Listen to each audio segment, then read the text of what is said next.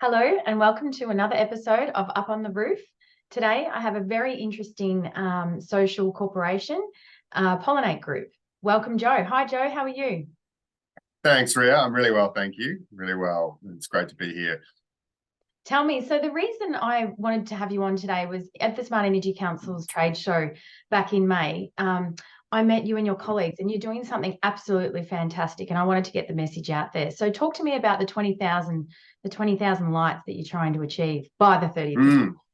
Mind you, the 30th of June is my birthday. Wonderful. Incentive to do before my birthday or on my birthday. birthday. We can ask all the listeners to make a birthday gift on behalf of you and your birthday. There you go. Fantastic. Great idea. So what we do, Pollinate Group is a social enterprise. We were set up in around 2012. We work with slum communities in India and Nepal.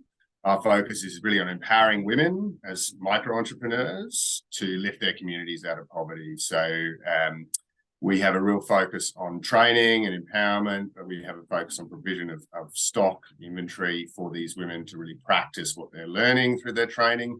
That's where the solar lights come in. The solar lights have been a mainstay of our business for the entirety of our operations. They effectively came about because we went into these communities and we saw a huge amount of use of things like kerosene for lighting and cooking, also other bio-waste fuels that were just causing respiratory, cardiovascular conditions. World Bank estimates that exposure to a kerosene lamp in a small sort of tent is equivalent, I think, just a day's exposure can be equivalent to smoking 2 packs of cigarettes a day. So this kerosene is having a huge impact and on the health of these communities. So drop in these solar lights and we can have people transition across from this poisonous fuel to a renewable energy source, and it has really changed the lives of many of the communities we worked with. We've reached about 800,000 people in India and Nepal through these lights. And generally speaking, I mean, we look at a couple of different measures of CO2 reduction as well. We've reduced about 1.5 million tons of CO2 through these solar lights. So there's multiple layers of benefit in terms of what we're doing, but we now have a focus for our end of financial year campaign to supply 20,000 lights, light up 20,000 homes and empower 1,000 women entrepreneurs. And that is effectively providing us a foundation of capital that we can invest in these women to start their own businesses, kickstart that entrepreneurial journey, and really help to build a sustainable income through renewable energy piece. And obviously that's been our primary point of connection with the Smart Energy Council. We're very lucky to have worked with them recently when they came over to India, and we had a lot of engagement with them, took out some of the delegates from the Smart Energy Council out to the communities that we work with in Bangalore. And then post that, we got an invitation to come and speak at the Smart Energy Council to share our message with that community. And we're really excited to build deeper connections with this sector because there's obviously such a strong synergy with the work that we're doing in the field. I thought it was absolutely fantastic watching the presentation across the 2 days that your team and yourself put together. It was just fantastic what you're doing. And so how can we actually get more involved? Yeah, great. So effectively what we're asking people to do is to consider making a tax-deductible donation by the end of the financial year. It's $50 per solar light. We've had some fantastic support to date.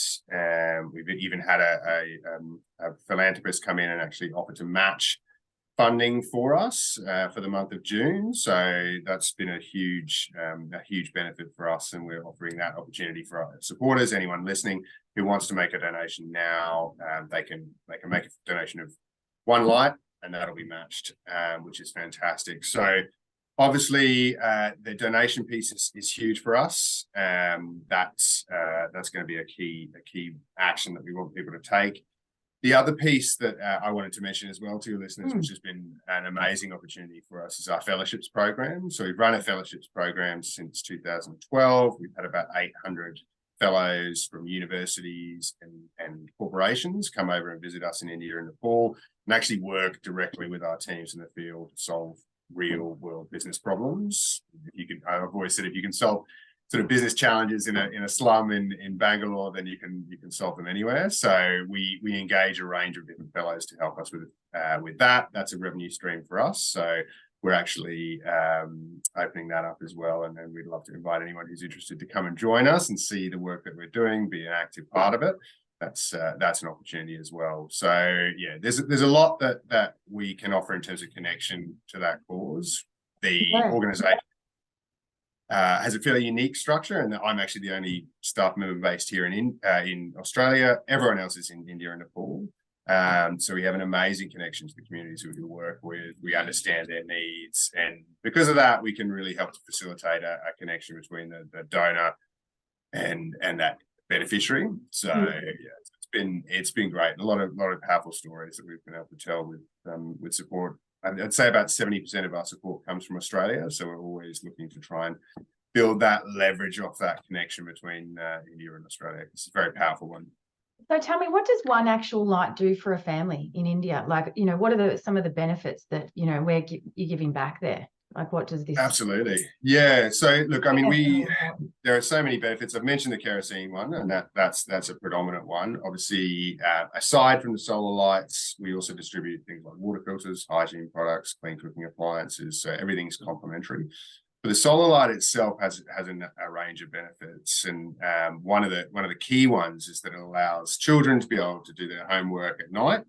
And so we hear a lot about the customers of our entrepreneurs saying now my kids can study, I can start to improve their educational outcomes, and then therefore they can start to shift out of that poverty space, because they're obviously a lot of the challenges are sort of an intergenerational trap with poverty, and it's very difficult to break out of that. It's especially difficult when you don't have role models in the community to look up to. That's another reason why we work with women exclusively.